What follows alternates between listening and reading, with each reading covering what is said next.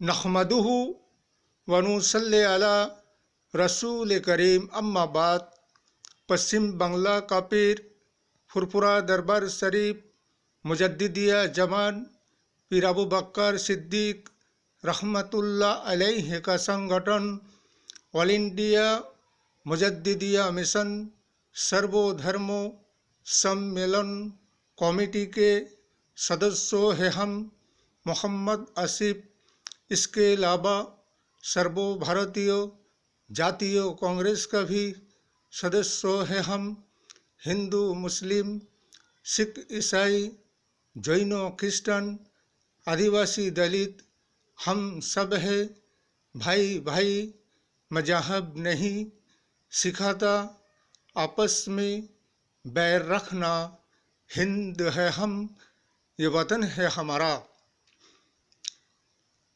जब से 2014 से जब से बीजेपी शासन भारतवर्ष में आया है, तब से भारतवर्ष के आइन व कानून व संविधान व इंसाफ और न्याय नाम का कोई चीज़ ही नहीं रह गया है, बल्कि अल्पसंख्यक और मुस्लिम समुदाय के लोगों को और मुस्लिम समाज को और जितने भी बीजेपी के समर्थक और उनके समर्थनकारी हैं, उनके लिए कुछ और आइन और कानून होता है, और अल्पसंख्यक और मुस्लिम समुदाय और मुस्लिम समाज के लिए कुछ और कानून देखने को मिलता है और देखा जाता है।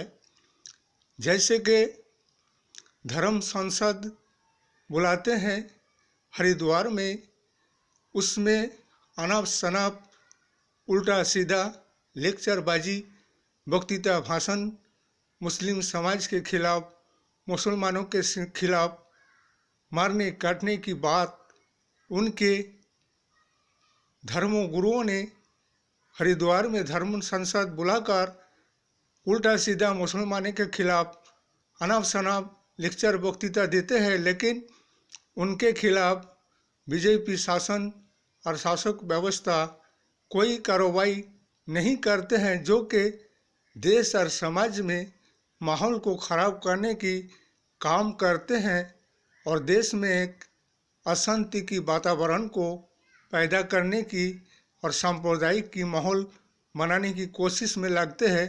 ऐसे लोगों के खिलाफ कोई आईनी कानूनी कार्रवाई नहीं होता है, न ही उनको अरेस्ट करते हैं, बल्कि उन्हें और खुलेआम छूट दिया जाता है। और ऐसे राष्ट्र और देश को तोड़ने वाले शख्स को उसे देशभक्त समझा जाता है।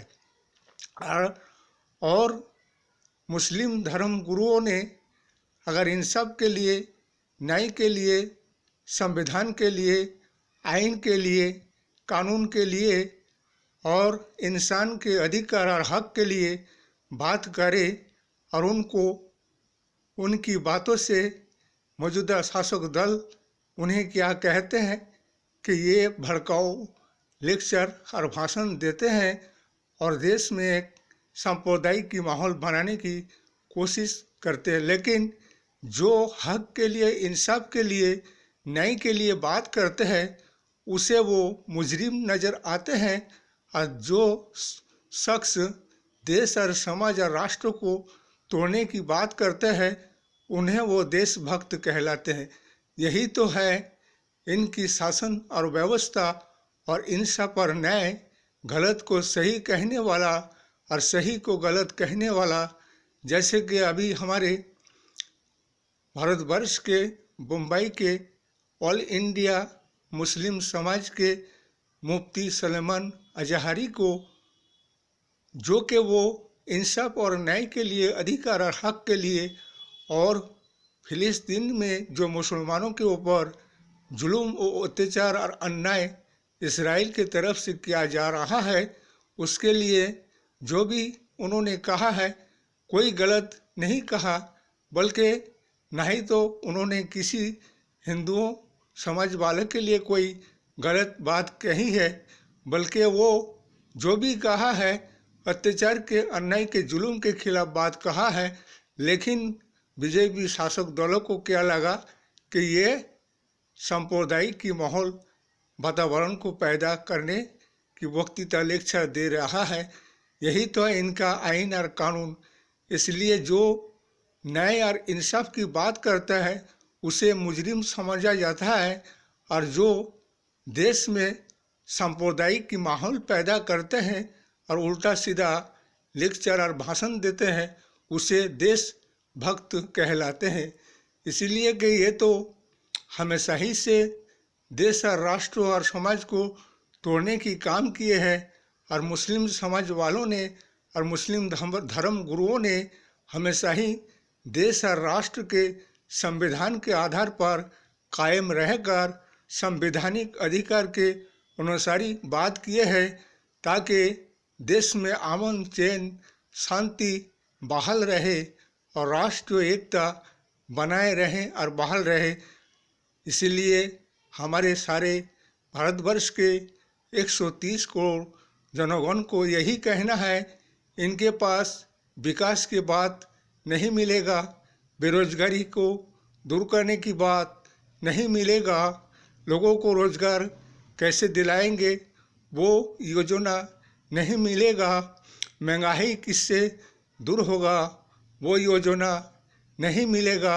सिर्फ हिंदू और मुस्लिम और जाति और धर्म और मंदिर और मस्जिद के सिवा सांप्रदायिक की वातावरण और माहौल को बनाने के सिवा और कुछ नहीं मिलेगा।